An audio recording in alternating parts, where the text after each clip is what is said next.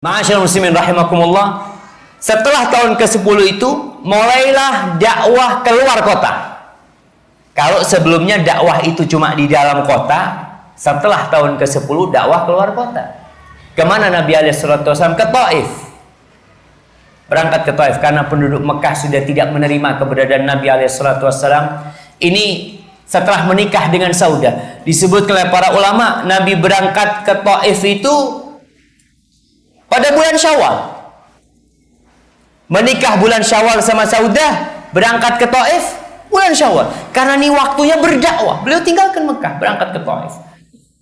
Dengan harapan mungkin orang-orang Taif bisa menerima. Ternyata lebih dahsyat siksaan yang diberikan oleh orang-orang Taif. Dikumpulkan anak-anak kecil agar mereka melempari dan mengusir Nabi Muhammad SAW. Nabi pulang dari Taif.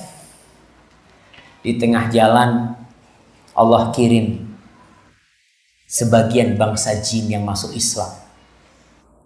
Seperti di surat Al-Ahqaf ayat 29 sampai 31. Ayat 31 jemaah. Allah ceritakan tentang bagaimana masuk Islamnya jin. Allah ingin menghibur Nabi SAW. Manusia nggak masuk Islam, ya udah. Kewajibanmu cuma menyampaikan jin masuk Islam. Masya Allah. Di sini surah mengatakan dakwahnya nggak sia-sia. Keberangkatan beliau ke Taif nggak sia-sia. Ternyata jin masuk Islam. Dan di tengah jalan, dalam kondisi beliau menunduk, tampak hina ketika diusir dari Taif, Allah kirim Jibril bersama malaikat penunggu gunung. Malaikat itu mengatakan, Malakul Jabal, dia mengatakan, ya Muhammad, in syi'ta an udbiq alaihimul akhsyabain.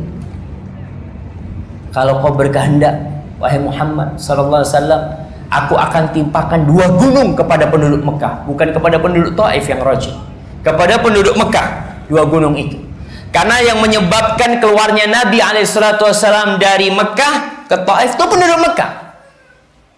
Jadi kuncinya ini orang Mekah. Kata malaikat, kalau kau berkehendak, aku akan timpakan 2 gunung. Sebagian mengatakan 2 gunung itu adalah Jabal Abi Qubais dan Jabal Qu'aiqa'an yang ada di dekat Safa dan Marwah. Apa kata Rasulullah SAW? Allahu Akbar. Kita lihat bagaimana kesabaran Nabi.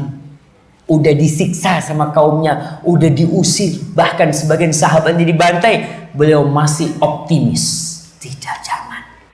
Aku mengharap Allah keluarkan dari anak keturunan mereka yang menyembah Allah Jalla Jalaluhu. Karena tujuannya ini bukan balas dendam lah. Jihad itu tujuannya bukan untuk menumpahkan darah lah, untuk menyampaikan agama Allah ini. Sehingga kalau agama Allah ini sampai tanpa pedang, itu yang diinginkan sebenarnya. Maka Rasulullah SAW tidak. Kita jamaah, kalau marah sama orang, kita musuhan sama orangnya. Kita akan musuhan sama bapaknya, sama anak keturunannya kita akan musuhan.